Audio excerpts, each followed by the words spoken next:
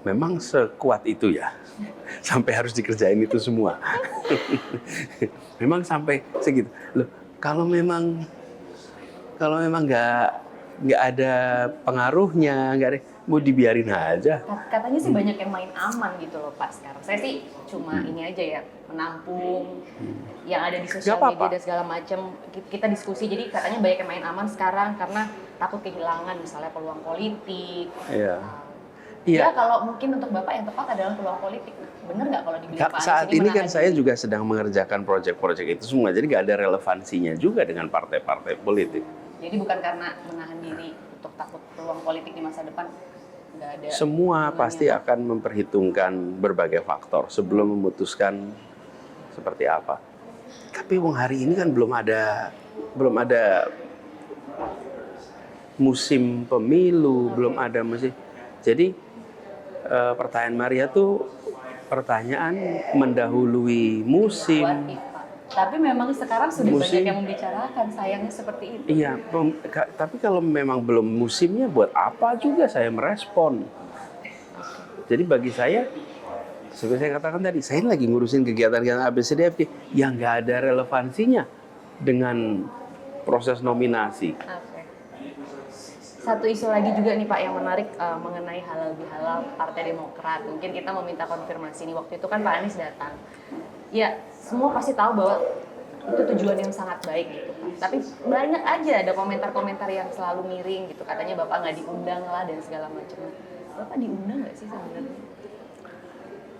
Halal bihalal, open house, ya saya datang silaturahmi dengan semua. Semua yang pada waktu itu mengadakan open house pada hari itu ya, yang relevan saya samperin, saya datang. Jadi bukan masalah undangan atau enggak ya Pak ya? Karena ya ini datang. Iya, dan ya itu tadi Maria. Saya datang ke podcast Maria, juga boleh aja nanti ada interpretasi. Oh iya tuh Maria tuh sebetulnya pendukung Anies. Karena itu dia ngasih panggung sama Anies. Gimana tuh Maria?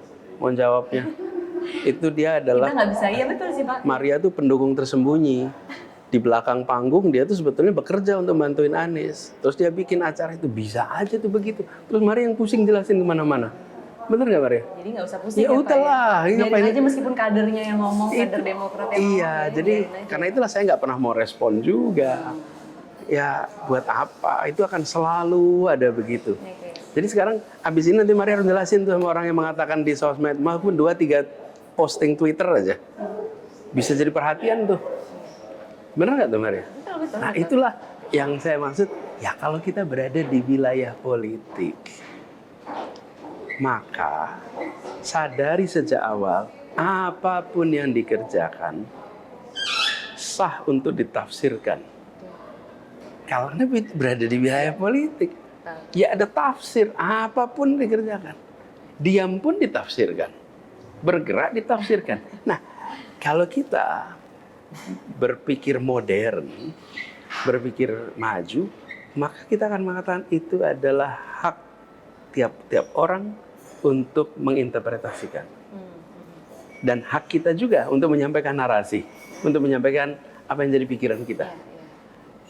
Jadi kita tidak bisa melarang itu.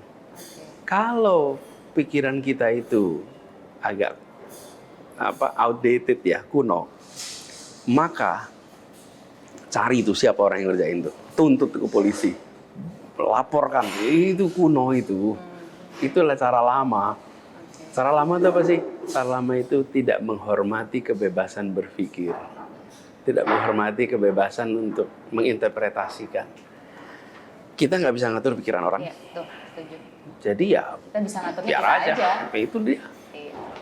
Ada satu isu lagi yang sebenarnya nggak terkait langsung sama Bapak. Cuma saya tetap pengen tahu kalau misalnya Bapak berkenan menanggapi. Karena ini terkait sama salah satu guru politik Bapak nih, Pak Yusuf Kalla. Terkait ijazah yang prosesnya lama nih Pak, ijazah yang lama itulah ya Pak ya, dari incumbent sebelumnya. Ini menyeret beberapa tokoh dan sampai sekarang akhirnya kena di salah satu tokoh yang mungkin Bapak respect juga gitu, Pak Yusuf Kalla. Pak Yusuf Kalla menyampaikan ceramah menjelaskan bagaimana mulianya mendamaikan konflik dan bagaimana proses perdamaian itu dikerjakan.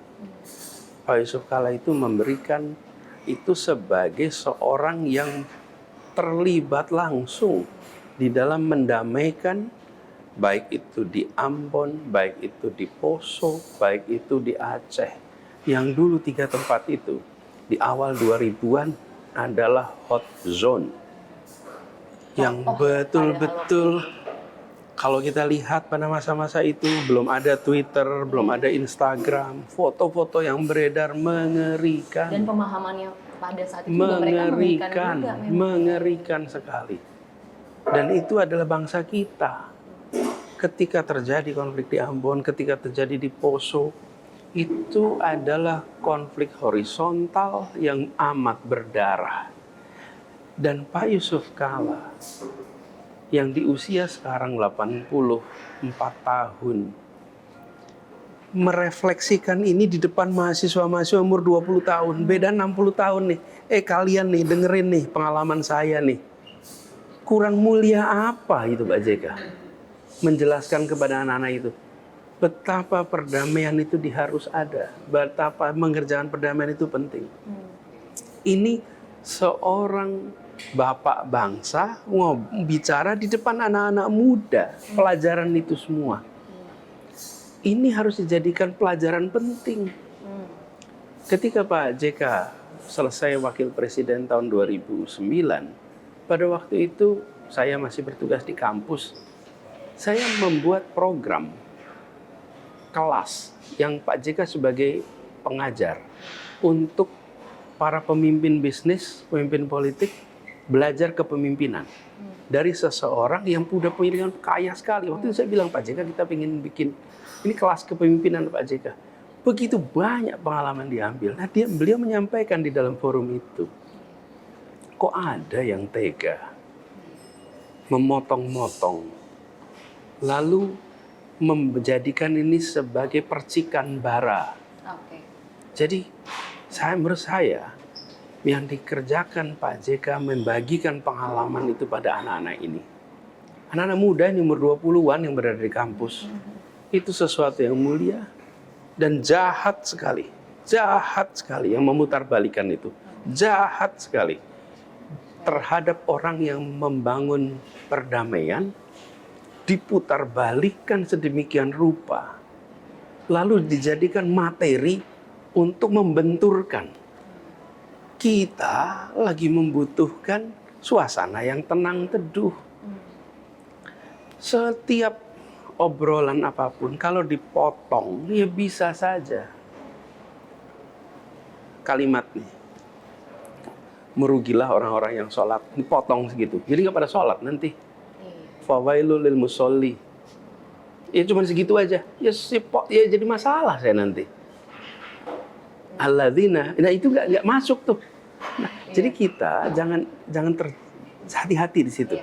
Jadi saya ingin pada kita semua reflektif dari peristiwa ini. Yuk kita menjadi lebih bertanggung jawab.